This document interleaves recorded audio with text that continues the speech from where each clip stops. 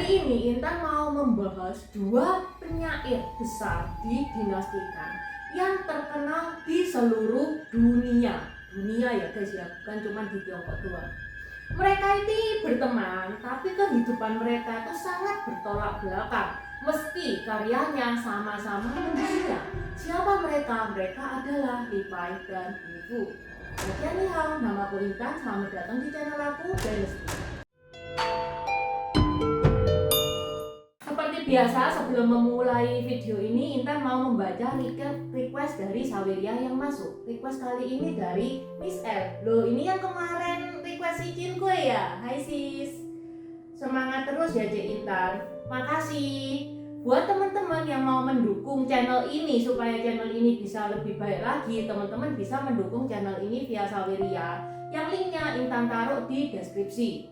Dukungan sekecil apapun itu berarti banget buat Intan. Di Saweria itu teman-teman bisa nulis pesan, request, pertanyaan. Nanti untuk kedepannya di video berikutnya semua pesan yang masuk via Saweria akan Intan bacakan. Okay, let's start! Karena ada yang request untuk membahas sastrawan di China, tapi dia nggak nyebutin secara spesifik nama dari sastrawan itu, ya udah Intan akhirnya pilihkan dua penyair. Ini penyairnya ini legend banget ini guys, yang terkenal di seluruh dunia. Tingkatannya itu sama kayak Shakespeare. Teman-teman yang ambil jurusan sastra, terutama sastra China, pasti bakal nemuin orang ini. Karena namanya dia itu masih terdengar sampai sekarang dan karya-karyanya masih dibuat studi di Tiongkok. Siapa dia? Dia adalah Li Pai dan Tu Fu.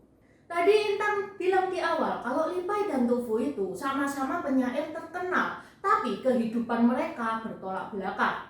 Jadi Li Pai itu ibarat Blackpink guys. Dia artis terkenal, dipuja-puja semasa hidupnya. Sedangkan nasibnya Tu Fu itu sial banget, kayak Van Gogh. Karya dia populer setelah beliau meninggal. Dan tragisnya Tu Fu itu hidup dalam kemiskinan. Intan mau bahas sekilas biografinya Li Pai dan Tu Fu. Habis ngebahas biografi mereka berdua, Intan bakal bahas beda karya-karya mereka. Kenapa Li Pai itu kok bisa terkenal, sedangkan Tu Fu terkenalnya kok di dinasti Song. Intan ini cerita backgroundnya mereka itu di dinasti Tang, dan Tu Fu itu terkenalnya di dinasti Song. Mulai terkenal di dinasti Song. Sedangkan sebelum dinasti Song itu ada dinasti Yuan, jadi lumayan lama baru terdengar namanya. Kenapa kok itu bisa terjadi? Intan mulai dari Li Pai. Li Pai itu lahir di tahun 701 dan Li Pai itu anak orang berada. Sejak remaja, Li Pai itu suka membaca kitab-kitab dari Konfusius. Dari kegemarannya membaca kitab Konfusius itu, Li Pai itu akhirnya gemar berpuisi. Selain berpuisi, Li Pai itu juga senang bermain pedang. Saat usianya Li Pai itu belum genap 20 tahun, dia sudah membunuh beberapa orang dalam duel. Duel ya guys ya, jadi bukan orang diam-diam dibunuh gitu, bukan. Di usia yang sebegitu muda dia bisa membunuh orang dalam duel, ini hebat banget. Salah satu pejabat istana yang bernama Yin itu pernah bercerita kepada kaisar pada saat itu, yaitu Kaisar Xuanzong. Dia bercerita, oh Li Pai itu gini. Nah, Kaisar Xuanzong adalah kaisar yang suka dengan seni. Penasaran dong, dipanggillah Li Pai untuk menghadap pada tahun 742. Beneran guys, setelah Li Pai menghadap kaisar itu terkesima sama puisi-puisinya Li Pai. Li Pai pernah menulis puisi tentang zaman keemasan dinasti Tang di bawah pimpinan kaisar yang menghargai seni. Nah kan, kaisar juga manusia, kaisar juga suka dipuji, makanya nama Li Pai itu langsung naik. Kaisar jatuh cinta sama Li Pai. Saking kagumnya kaisar itu kepada Li Pai itu diangkat menjadi penerjemah karena Li Pai itu bisa menguasai satu bahasa asing. Li Pai itu sering dipanggil ke kediamannya kaisar, disuruh berpuisi, dan nggak jarang loh Li Pai itu datang dalam keadaan mabuk. Li Pai itu peminum berat guys. Tapi meskipun Li Pai itu datang dalam keadaan mabuk, kondisi mabuk yang setengah sadar itu, penampilannya tetap memukau. Pernah juga kita ini membuat puisi tentang kecantikannya Yang Wewe. Yang Wewe itu istri kesayangannya Kaisar Shuangchong. Yang Wewe itu satu dari 4 wanita cantik di Tiongkok sana. Intan pernah bahas 4 wanita cantik itu siapa saja. Ini ya linknya, di deskripsi juga sudah Intan pakai. Yang Wewe ini cantiknya itu bener-bener legend, sampai negara itu hancur karena dia. Kaisar mengagumi puisinya Li Bai tentang istrinya itu. Pada suatu hari seperti biasa, Kaisar memanggil Li Bai. Kaisar kepingin ngedengerin puisinya Li Bai.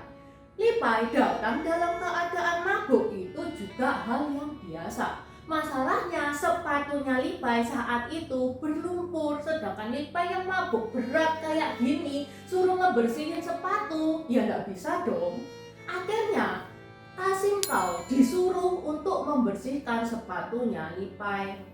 Nah, Kasim Kau itu Kasim yang berpangkat loh. Dia disuruh membersihkan sepatunya Li Bai yang berlumpur itu. Dia merasa tersinggung hingga Kasim Kau itu membujuk Yang Wewe, bersilat lidah kepada Yang Wewe supaya Yang Wewe itu merayu Kaisar untuk mengusir Li Bai. Loh, puisinya Li Bai tentang kamu itu bukan memuji, itu menghina loh. Kan bisa tuh ya, memutarbalikkan fakta kan bisa. Nah, akhirnya Yang Wewe itu juga tersulut. Dia mendesak Kaisar untuk mengusir Li Bai. Kaisar kena Yang Wewe itu mati kutu guys. Dia wis gak bisa apa-apa. Semua keinginannya Yang Wewe itu diturutin sama Kaisar. Ya udah, atas desakan Yang Wewe akhirnya Li Bai pun diusir dari istana. Kaisar memberi Li Bai itu banyak emas dan perak. Habis itu Li Bai itu mengembara, dia berkunjung ke banyak tempat dan dia menulis puisi tentang keindahan tempat-tempat yang dia kunjungi.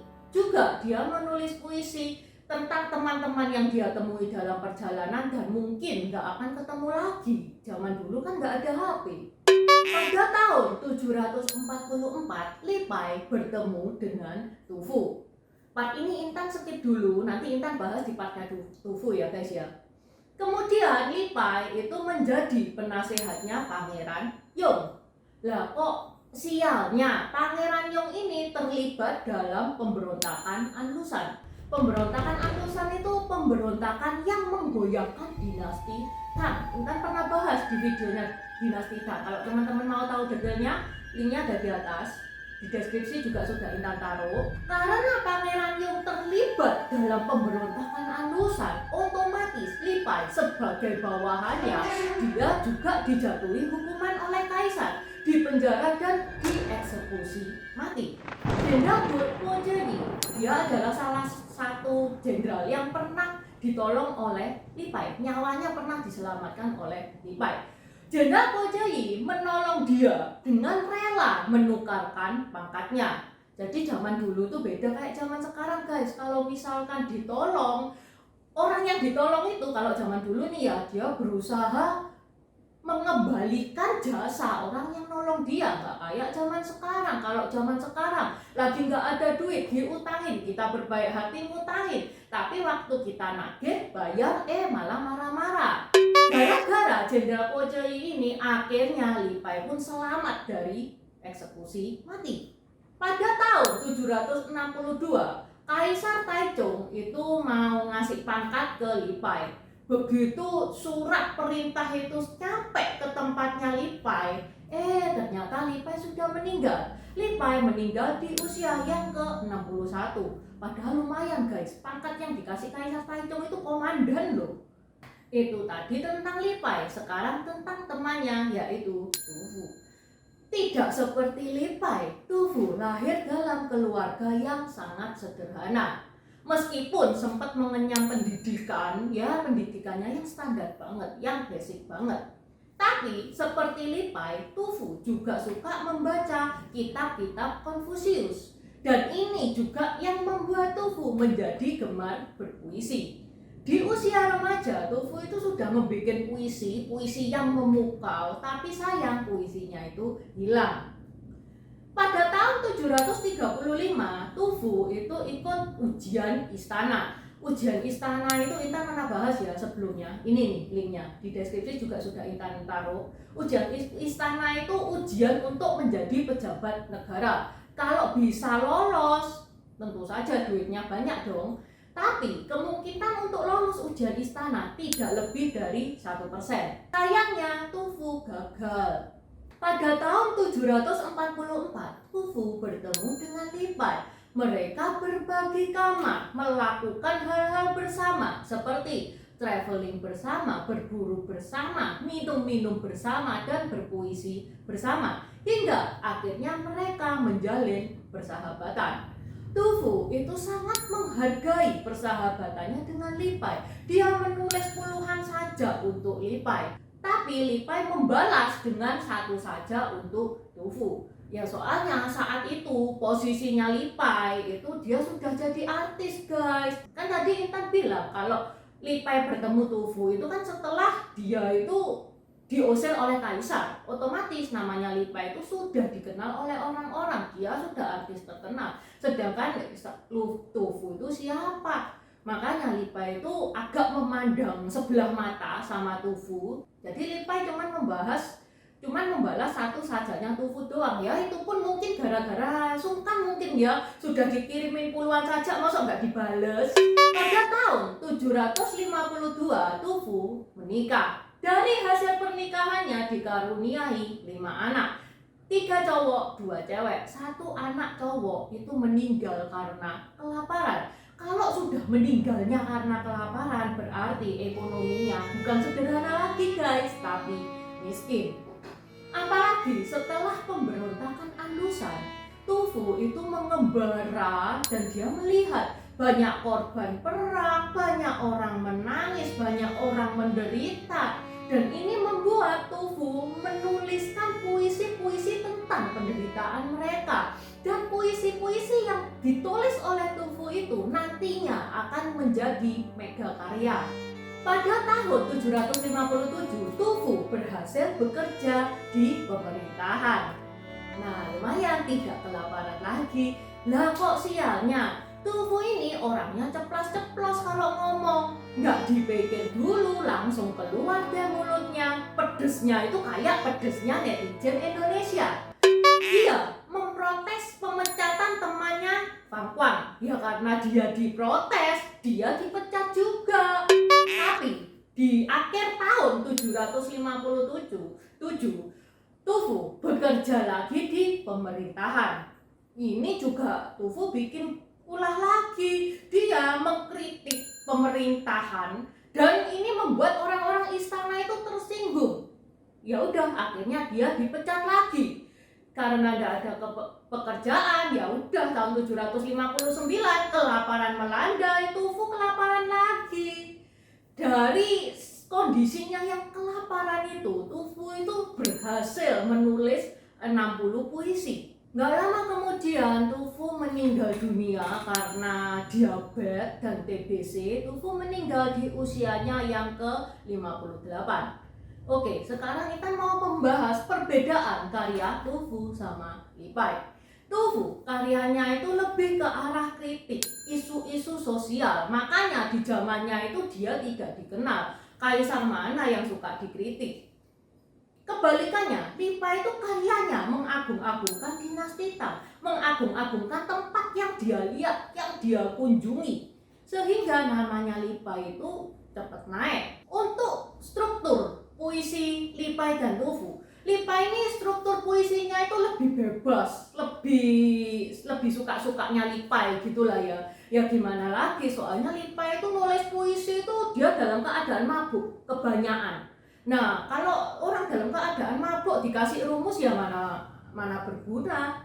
Sedangkan puisinya Tufu itu lebih terstruktur, lebih ada aturannya. Intan pernah baca puisinya Lipai. Itu kalau misalkan teman-teman mau tahu salah satu puisinya Lipai, ini nih linknya ada di atas, di deskripsi juga sudah Intan taruh. Oke, sampai sini dulu bahasan Intan tentang 2 pujangga terkenal di Tiongkok. Semoga bermanfaat dan terima kasih sudah menonton. Terima kasih udah nonton channel ini sampai habis. Dukung aku terus berkarya dengan klik subscribe dan bunyikan lonceng di bawah ya guys.